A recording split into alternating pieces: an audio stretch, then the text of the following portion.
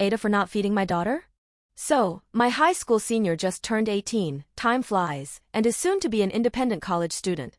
She has always been mature and tempered, so what happened is something I did not expect.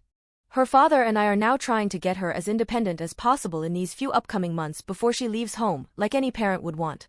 The big controversy came a few days ago when we were talking about her graduation over dinner. I made the terribly inconsiderate comment that her graduation dinner will be the last free meal she can expect under this roof. She would not be allowed to grab our leftovers either.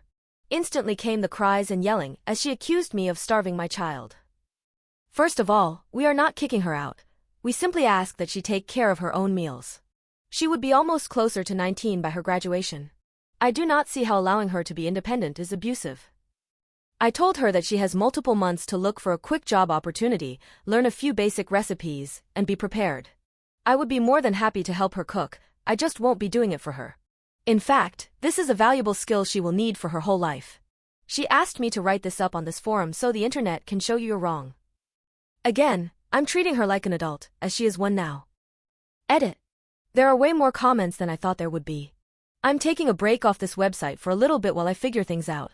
There have been convincing points made. Edit 2. We've talked reasonably for a while now and have met somewhere in the middle. My daughter went as far as to make a little PowerPoint and had a friend on FaceTime. Though I do not agree with everything said on here, I did see that my original plan was too harsh. Edit 3. My daughter won't let me delete this, so it is staying up, but please read the updated post before commenting insults. Relevant comments. YTA. All of a sudden, you're not a family that eats together anymore because she's graduating? What a terrible parent you are. Typically, with today's economy, kids can't afford to move out right away. There would have been nothing wrong with asking her to chip in for groceries and take responsibility for some of the cooking, but instead you cut her out. I wouldn't blame her if once she moves out she goes low contact. Update. Part of our deal was that I make another update post to my situation. So here we are. A lot has happened since the last post, some good some bad.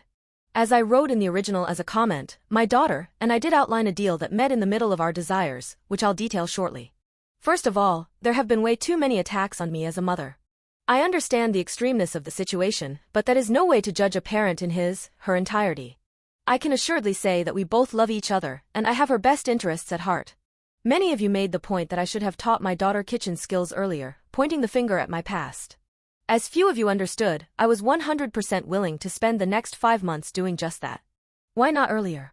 Before 12 I did not want her in the kitchen for safety reasons.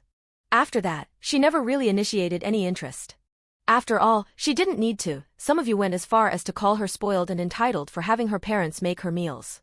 She was in no way irresponsible or overly dependent and was successful in both school and her activities. Cooking was just not a priority then. Why then did I flip the switch just now? It was truly out of care, or so I thought. I believed a 5-month notice would be plenty to get her up and going, but it caused even more trouble.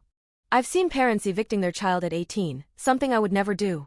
I do concede that my statement about the leftovers was harsh. Frankly, that night my emotions were getting to me, and I regret stating it as I did. I just wanted to make sure she didn't perceive it as a fake or weak threat, though I went too far. So, what is the conclusion? Well, as you read, she wanted me to post again to show that she won. I apologized sincerely for my statements, and she did forgive me. Our plan is now largely the same. She will cook alongside me until her graduation, as I teach her, until she prepares graduation dinner by herself, her idea. She doesn't hate cooking, she just wants to learn, without the threat of starvation. There will be no final meal, but I do expect her to be much more involved in the kitchen.